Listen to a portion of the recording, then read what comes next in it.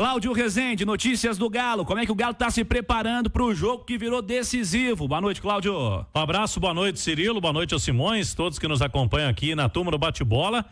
O Atlético fechou a preparação hoje pela manhã, o treino foi antecipado, ele seria agora à tarde, mas o Lucas Gonçalves, até também a parte diretiva do Atlético, preferiram levar o treino na parte da manhã, porque aí já virou concentração, pela importância do jogo, né? A turma já ficou direto, teve o treino comandado pelo Lucas Gonçalves, quando o auxiliar técnico do Atlético fez aí os últimos testes, mexeu, né, o que precisava na equipe para colocar o Galo em campo amanhã em busca desse desafio.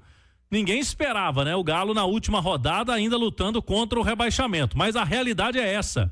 E ela caiu para o Lucas Gonçalves. Com certeza, Cirilo, Lucas Gonçalves está no Galo desde 2016, como auxiliar técnico permanente. É o jogo de maior desafio dele, porque sempre entrava ali em transição, sai um treinador, entra outro, e o Lucas Gonçalves tem essa quarta vez que ele assume o Galo interinamente para esse jogo, né? A ideia é que seja só essa última partida do Campeonato Brasileiro, mas para o Galo fugir desse fantasma do rebaixamento. O Lucas Gonçalves até aqui, ele tem bom retrospecto e sempre quando ele esteve à frente do Galo, eu me lembro, foi elogiado, fez bom trabalho, o time organizado, né? O time do Atlético naquelas oportunidades com o Lucas Gonçalves. Ele fez 6 jogos à frente do Galo até agora, venceu 4, empatou 1 e sofreu 1 derrota. Ele teve mais tempo no Galo quando o Cuca não assumiu, né? Depois que saiu ali o Sampaoli, início de 21, o Cuca já havia sido anunciado, mas tinha um problema de saúde com a mãe. O torcedor vai se lembrar, né? Ele ficou lá em Curitiba, ele tinha acertado com o Galo, mas aí o Lucas Gonçalves iniciou o Campeonato Mineiro, teve naquela oportunidade 4 jogos, 4 vitórias, com 12 gols marcados e sofreu apenas 2. Agora, né, Cirilo, eu acho que um cara que precisa de apoio, de incentivo de todos no clube e da torcida é o Lucas Gonçalves, né? Que tá aí, conhece o dia a dia, trabalha há muito tempo no clube, tem identificação e quando cai algum técnico ou quando sai algum treinador, fica para ele. E para amanhã, creio que todas as forças aí, todo o apoio pro Lucas Gonçalves, né? Para ele fazer um bom trabalho e o Atlético se apar dessa degola. O Cláudio não tá exagerando, né, Simões? É uma carga pesada na mão do Lucas Gonçalves para esse jogo decisivo. Vai caber a ele tomar as escolhas para esse último jogo da temporada e não me parece, Simões, um momento para se fazer uma grande revolução, né?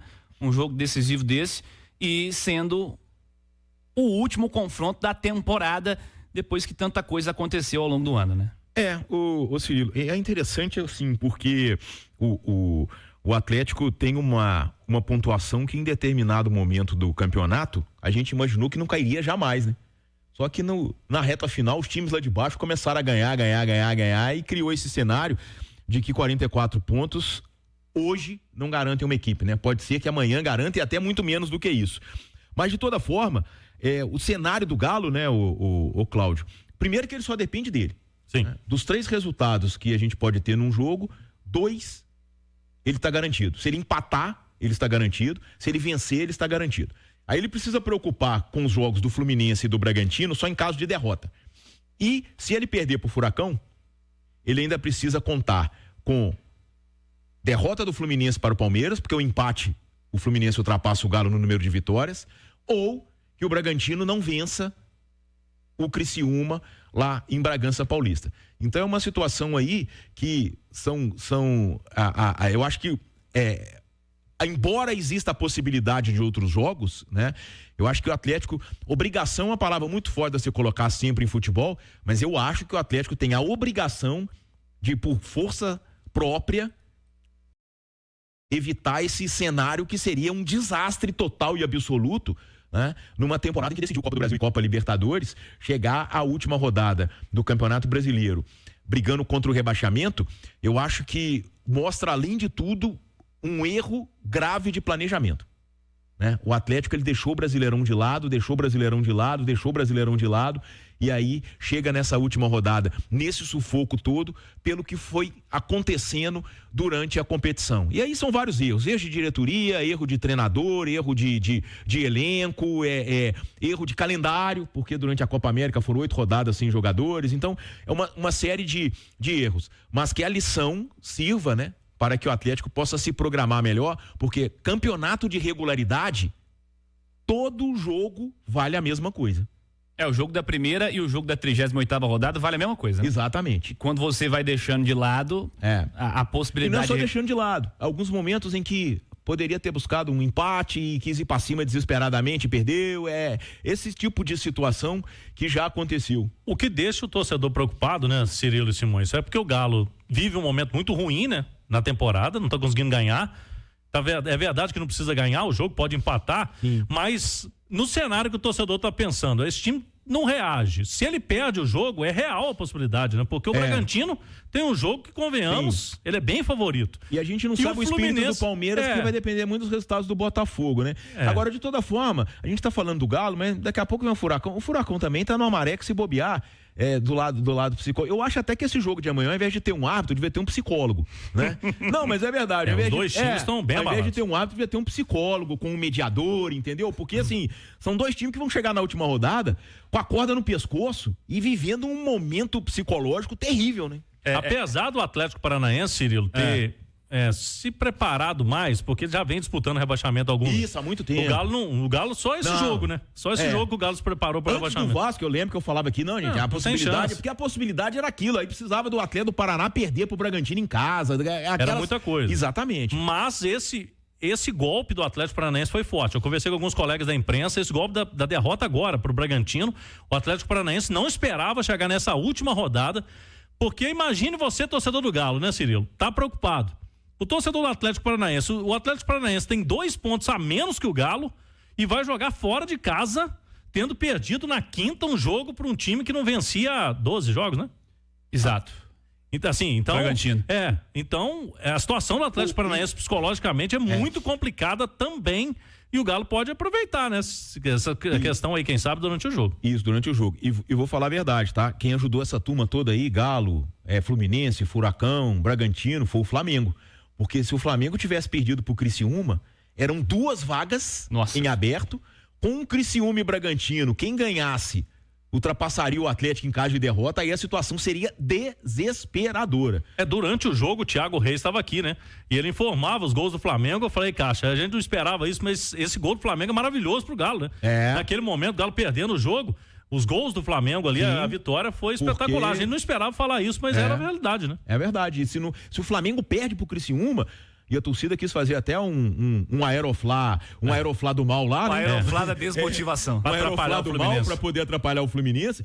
Se o Flamengo perde esse jogo, cara, o Atlético e o Atlético do Paraná ia ser quase que assim uma decisão direta de vaga na Série A. Esse Furacão, gente, o Cláudio tá destacando a situação deles, e é uma situação que se arrasta desde o fim de julho, né? Exato. Então a gente pega aí um recorte de 4 meses e pouquinho. De lá pra cá, o Furacão ganhou do Cruzeiro, no jogo que o Rafa Silva foi expulso com 3 segundos. Ganhou do Galo. Sim. Naquele 1-0 depois das finais da Copa do Brasil. E ganhou do Atlético Goianiense. Foram as 3 vitórias do Furacão nesse período de 4 meses e alguma coisa. Só.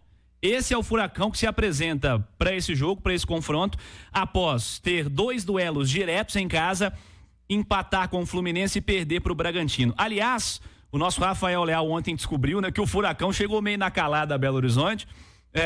Descobriram, inclusive, que ele já tentava evitar esse contato com o torcedor em aeroporto, na saída do CT, mas já está aí em Belo Horizonte, já trabalhou na tarde desse sábado, inclusive na Toca da Raposa 2. Apenas a lista de relacionados foi divulgada para a partida e o Furacão, no contato feito aí com o nosso Rafael Leal com fontes lá do Paraná, deve ser esse aqui, ó: Micael, Léo Godoy, Thiago Heleno, Lucas Beleze e o Esquivel. Eric, Filipinho, Christian ou Zapelli, pode jogar também, Nicão, Pablo e Coelho.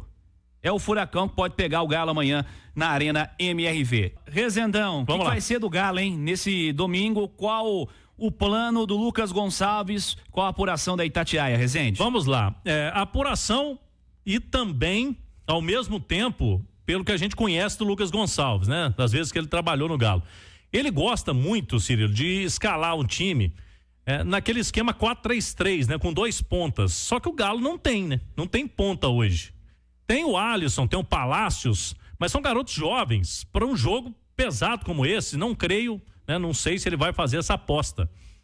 O que eu já estou apostando? Que ele não vai manter a linha de 3 zagueiros, aquela saída de 3, eu não acredito. O Lucas Gonçalves deve ir para o mais tradicional ali, 2 laterais, 2 zagueiros. E lateral, Saravia, deve ser o Saravia, para a esquerda o Arana. Na defesa, aí fica aquele questionamento, né? Pode colocar o Lianco junto com o Alonso e tirar o Batalha?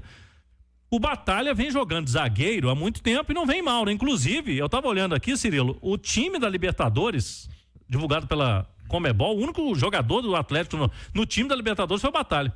O Batalha tá no time da competição. São 8 jogadores do Botafogo, tem só um do Galo que foi o Batalha. Então, assim, o Batalha não vem mal como zagueiro, né? Longe disso. Longe disso. Então, pode ser que ele mantenha o Batalha. E aí, no meio campo, eu creio que o Scarpa pode ter um posicionamento mudado, né? A questão ali era muito do Milito, dele aberto pela ponta. Pode ser que escale Fausto Vera, Alan Franco, Scarpa e aí fica uma vaga. Ele pode colocar nessa vaga o Vargas, pode ser o Igor Gomes. Tem algumas possibilidades, né? Ele perde aí, ele não tem um jogador que nem o Bernard, nem o Zaratio. Lá na frente tem o Paulinho também tá fora, e tem Hulk e Davidson. Então fica uma vaga. Ele pode proteger mais o meio campo, adiantando o Alan Franco. Pode ser, Alan Franco escapa para a Armação, pode colocar o Otávio ou até o Batalha, né? Se ele quiser colocar o Lianco, pode botar a Batalha também e Fausto Vera. Eu acho que não vai fugir disso aí, ele vai mexer pouca coisa no Galo, mas pode mexer sim em posicionamento, como eu já disse, aquele esquema com 3 defensores não deve aparecer amanhã lá na Arena MRV. A dúvida principal é essa vaga de meia barra atacante. Né? Meia atacante. Como que ele vai fazer? E aí, Simões, o que tem que fazer?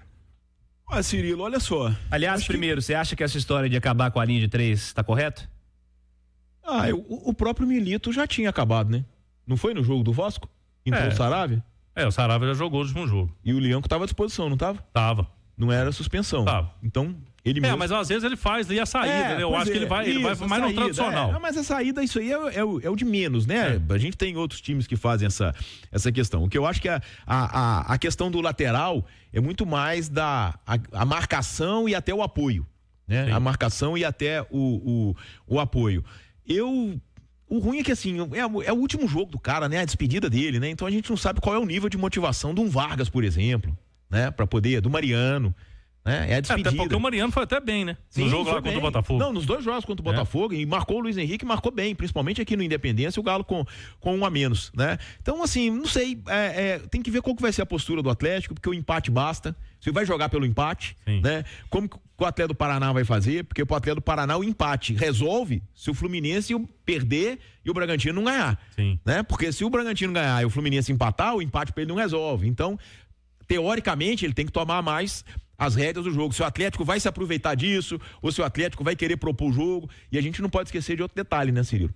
O estádio vai estar vazio. Sim. O estádio vai estar vazio. Então, o ambiente do jogo é completamente diferente, né? Se por um lado pode ajudar, porque o torcedor, nesses momentos, né, a ansiedade dele invade o gramado, mas por outro lado também deixa de contar com o apoio do torcedor, né, em momento positivo.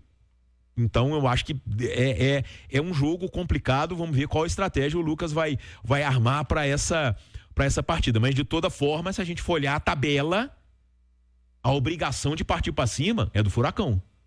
Porque tem que vencer para permanecer, é isso, né? Para não depender de outros resultados. O Galo não. O Galo empatando, ele tá garantido. Quando você joga para empatar também, né?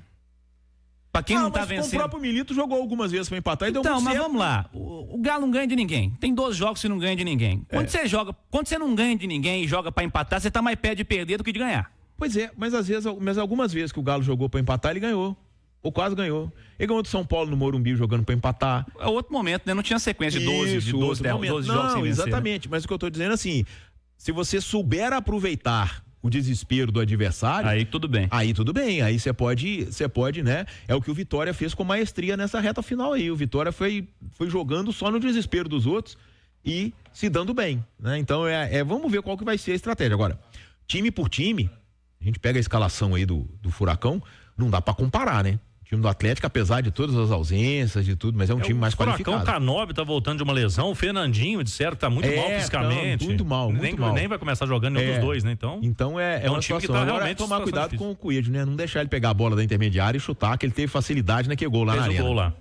É isso. Fechado, Cláudio? É isso mesmo. Então agora é concentração total no Galo. Amanhã, esse jogo das 4 horas da tarde. E aí, Cirilo, o Galo escapando, que é o melhor cenário.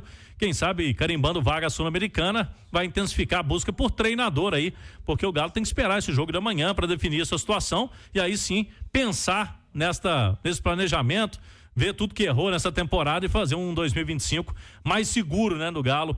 E buscando aí de novo retomada de bons resultados, né, Cirilo? Com certeza, Cláudio, muita coisa para ser revista. Amanhã, na Itatiaia, antes desse tanto de coisa ser reanalisada, vamos ver como vai ser o último jogo da temporada, que o Galo não passa sufoco contra esse Furacão.